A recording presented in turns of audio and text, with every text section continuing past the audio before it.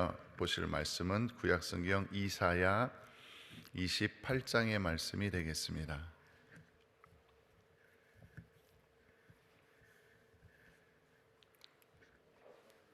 이사야 28장 한 절씩 교독을 하시겠습니다. 취한 자 에브라임의 교만한 면류관이여 화 있을진저, 술에 빠진 자의 성 곧 영화로운 관같이 기름진 골짜기 꼭대기에 세운 성이여, 쇠잔에 가는 꽃 같으니 화 있을진저. 강하고 힘 있는 자가 쏟아지는 우박같이, 파괴하는 광풍같이, 큰 물의 창이람같이 손으로 그 면류관을 땅에 던지리니, 에브라임의 취한 자의 교만한 면류관이 발에 밟힐 것이라. 그 기름진 골짜기 꼭대기에 있는 그 영화의 세잔에 가는 꽃이 여름 전에 처음 익은 무화과와 같으리니, 보는 자가 그것을 보고 얼른 따서 먹으리로다. 그날에 만군의 여호와께서 그 남은 백성에게 영화로운 면류관이 되시며 아름다운 화관이 되실 것이라. 재판석에 앉은 자에게는 판결하는 신이 되시며 성문에서 싸움을 물리치는 자에게는 힘이 되시리로다. 마는 이 유다 사람들도 포도주로 인하여 옆걸음치며 독주로 인하여 비틀거리며, 제사장과 선지자도 독주로 인하여 옆걸음치며 포도주에 빠지며 독주로 인하여 비틀거리며 이상을 그릇 풀며 재판할 때에 실수하나니, 모든 상에는 토한 것 더러운 것이 가득하고 깨끗한 것이 없도다. 그들이 이르기를 그가 네게 지식을 가르치며 네게 도를 전하여 깨닫게 하려는가? 젖떨어져 품을 떠난 자들에게 하려는가? 대저 경계에 경계를 더하며 경계에 경계를 더하며 교훈에 교훈을 더하며 교훈에 교훈을 더하되 여기서도 조금 저기서도 조금 하는구나 하는도다. 그러므로 생소한 입술과 다른 방언으로 이 백성에게 말씀하시리라. 전에 그들에게 이르시기를 이것이 너희 안식이요 이것이 너희 상쾌함이니 너희는 곤비한 자에게 안식을 주라 하셨으나 그들이 듣지 아니하였으므로, 여호와께서 그들에게 말씀하시되 경계에 경계를 더하며 경계에 경계를 더하며 교훈에 교훈을 더하며 교훈에 교훈을 더하고 여기서도 조금 저기서도 조금 하사 그들로 가다가 뒤로 넘어져 부러지며 걸리며 잡히게 하시리라. 이러므로 예루살렘에 있는 이 백성을 치리하는 너희 교만한 자여, 여호와의 말씀을 들을지어다. 너희 말이 우리는 사망과 언약하였고 음부와 맹약하였은즉 넘치는 재앙이 유행할지라도 우리에게 미치지 못하리니, 우리는 거짓으로 우리 피난처를 삼았고 허위 아래 우리를 숨겼음이라 하는도다. 그러므로 주 여호와께서 가라사대 보라, 내가 한 돌을 시온에 두어 기초를 삼았노니 곧 시험한 돌이요 귀하고 견고한 기초 돌이라. 그것을 믿는 자는 급절하게 되지 아니하리로다. 나는 공평으로 주를 삼고 의로 추를 삼으니, 우박이 거짓의 피난처를 소탕하며 물이 그 숨는 곳에 넘칠 것인즉, 너희의 사망으로 더불어 세운 언약이 패하며 음부로 더불어 맺은 맹약이 서지 못하여 넘치는 재앙이 유행할 때에 너희가 그것에게 밟힘을 당할 것이라. 그것이 유행할 때마다 너희를 잡을 것이니 아침마다 유행하고 주야로 유행한즉 그 전하는 도를 깨닫는 것이 오직 두려움이라.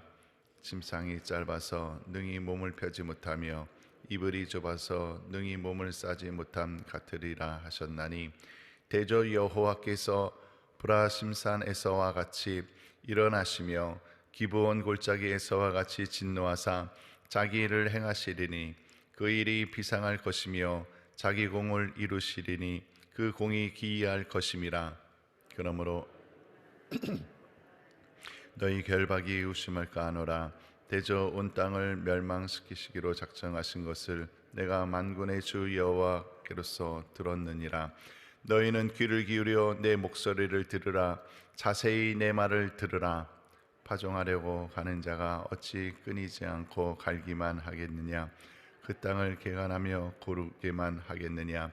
지면을 이미 평평히 하였으면 소의 양을 뿌리며 대양을 뿌리며 소맥을 줄줄이 심으며 대맥을 정한 곳에 심으며 귀리를 그 가에 심지 않겠느냐.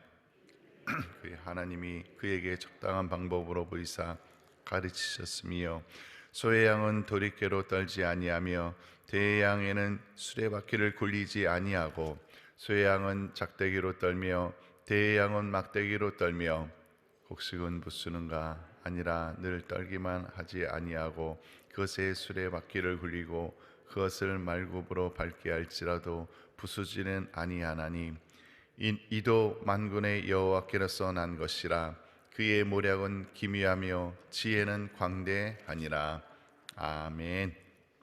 계속해서 회화 행복 교재를 보시겠습니다. 3월 17일 금요일 이사야 28장 제목은 말씀을 가볍게 듣지 말라. 6절 말씀 23절의 말씀 함께 보십니다. 너희는 귀를 기울여 내 목소리를 들으라. 자세히 내 말을 들으라. 아멘. 예루살렘의 지도자들은 하나님의 말씀을 듣지 않는 치명적인 죄를 지었다. 하나님이 다스리는 신정국가로서 이들의 행위는 하나님을 배반한 것이다. 이사야는 예루살렘의 종교 정치 지도자들이 하나님의 말씀을 듣지 않으므로 남유다가 망할 수밖에 없다고 경고한다. 예루살렘의 제사장과 선지자들의 역할은 하나님의 말씀을 잘 분별하여 백성들을 하나님 앞에서 거룩하게 하는 것이다. 그러나 이들은 이사야의 예언을 어린 아이에게나 통할 유치한 것으로 여기며 비난했다. 자신들은 하나님의 말씀에 대해 더 이상 들을 것이 없다고 생각할 만큼 교만했다. 더욱이 이사야의 예언을 일관성이 없다고 비웃기까지 한다. 정치 지도자들도 남유다를 망하게 하는데 한 몫을 했다. 이들은 하나님보다 자신들의 외교수를 더 믿었다. 그래서 애굽과 조약을 맺고 하나님이 아닌 애굽이 자신들을 지켜줄 것이라고 기대했다. 그러나 애굽과 맺은 조약은 사망과 같은 언약이며 몸을 다 감쌀 수 없는 짧은 이불처럼 불완전한 뿐이다. 예루살렘의 지도자들이 말씀을 듣지 않으므로 하나님은 생소한 입술과 다른 방언으로 말씀하시겠다고 하신다. 이것은 이방 민족에게 포로로 끌려가 그들의 존엄을 통해 자신의 잘못을 깨닫게 되리라는 뜻이다. 그리스도인은 이 시대에 하나님의 말씀을 먼저 듣고 힘써 전해야 할 왕같은 제사장이다. 그런데 성도가 하나님의 말씀을 듣지 않는다면 하나님은 세상의 비난을 통해 우리에게 말씀하실 것이다. 세상이 교회의 개혁을 요구하는 요즘의 세태를 볼 때 불행하게도 이미 그런 시대가 된 것처럼 보이기도 한다. 이 시대의 제사장으로서 하나님의 말씀에 귀를 기울여 자세히 듣고 몸으로 실천하는 성도가 되자. 아멘.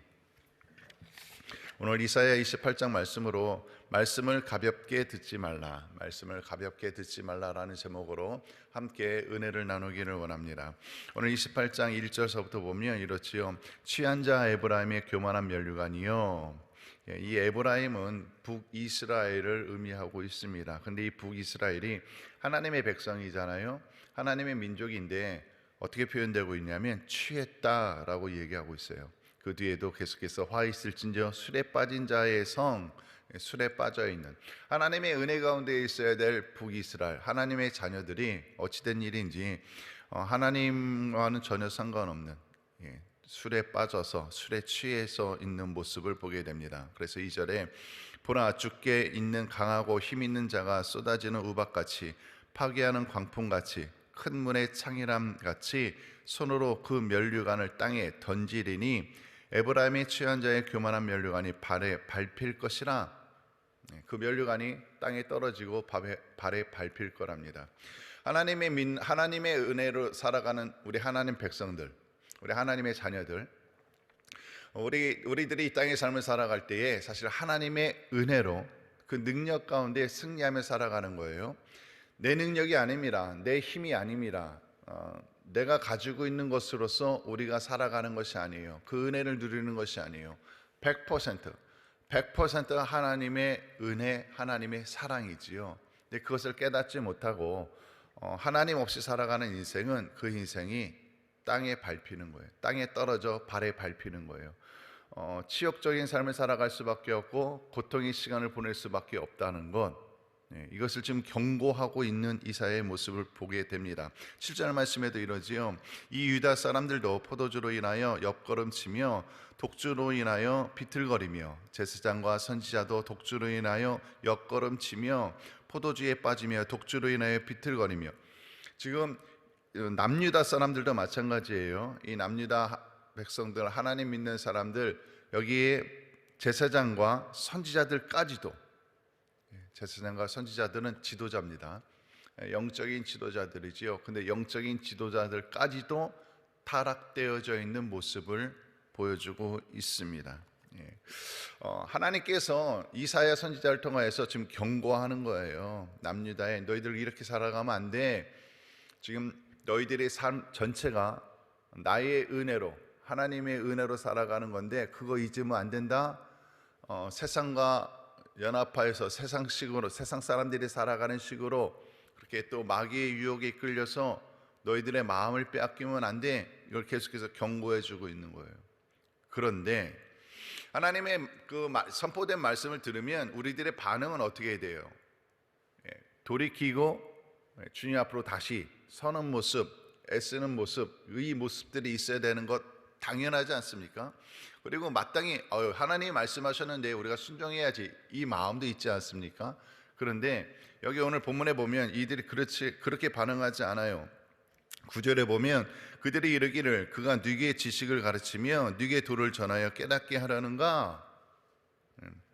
젖떨어져 품을 떠난 자들에게 하려는가? 지금 뭐래? 이런 방이에요. 지금 이사야가 지금 뭘 하는 거야 도대체? 자기만 잘 알아? 자기만 하나님 믿어? 뭐 이런 거지요. 하나님의 말씀이 선포되어졌는데 그것을 받아들일 마음조차 없습니다. 지금 얼마나 영적으로 많이 떨어져 있는가를 보여주는 거지요. 이게 남 얘기가 아닙니다. 사실은 우리들의 이야기일 수 있습니다. 우리가 하나님의 은혜로 여태껏 살아왔어요. 그 은혜 붙잡고 살아왔지요. 그런데 우리가 더 하나님 앞에 나아가는 그 수고함이 없으면 우리 모든 사람들이 하나님의 은혜를 점점 놓치게 돼요. 하나님 앞에 더 가까이 나가고자 수고하지 않으면 제자리에 있는 게 아니더라고요. 점점 멀어지더라고요. 하나님으로부터 점점 멀어짐이란, 생각해 보세요. 우리가 기도 열심히 할 때 정말 하나님의 은혜 가운데에 상황이 어떠하든지 늘 기쁘고 감사했어요. 행복했지요. 그런데 어느 순간서부터 그 하나님의 은혜를 잘 못 느낄 때가 있었어요. 곰곰이 생각해 보면 우리의 기도가 중단되어질 때, 우리의 예배가 더 뜨거워지지 않을 때, 내가 하나님의 은혜를 더 사모하여 나가지 않을 때는요, 하나님에 대해서 생각을 할 때도 그냥 밋밋하지요. 마음이. 시간이 좀 더 지나잖아요. 시간이 좀 더 지나면 나중에는 예배 드리는 것 자체에 관심도 없게 되어지고, 아니 어떤 때는요 예배 드리고 싶지도 않지요. 기도도 마찬가지예요. 말씀 보는 거 마찬가지예요. 찬양하는 거 마찬가지예요. 우리가 영적인 활동을 하는 것에 별로 기쁨도 못 느끼고요, 하고 싶은 마음도 안 듭니다. 더 중요한 거는 같은 믿는 사람들이 또 목회자들이 영적인 권면을 할 때 그게 귀에 안 들어옵니다. 안 들어옵니다. 나도 해봤다라는 거죠. 나도 기도해봤고 나도 하나님의 은혜 가운데 있었어요.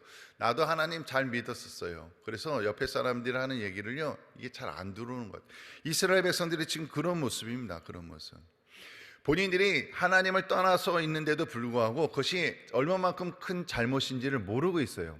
이사야 선지자를 통하여서 하나님이 말씀하시는데도 불구하고 귀를 닫고 있습니다. 그래서 하나님이요 11절에 보면 또 이렇게 하시는 거지요. 그러므로 생수한 입술과 다른 방언으로 이 백성에게 말씀하시리라. 이게 뭐냐면 징계가 임한다는 거예요. 징계가 임한다는 거예요. 생수한 입술, 다른 방언, 이방이죠. 이방, 이 아수르를 표현하는 건데, 아수르로 인하여서 너희들은 이제, 그래서 실제로 북이스라엘은 멸망당합니다. 아수르에 의해서. 그죠? 남유다도 계속해서 고집부리고 하나님 앞으로 돌아오지 않으면 이방에 의해서 멸망당하게 될 겁니다.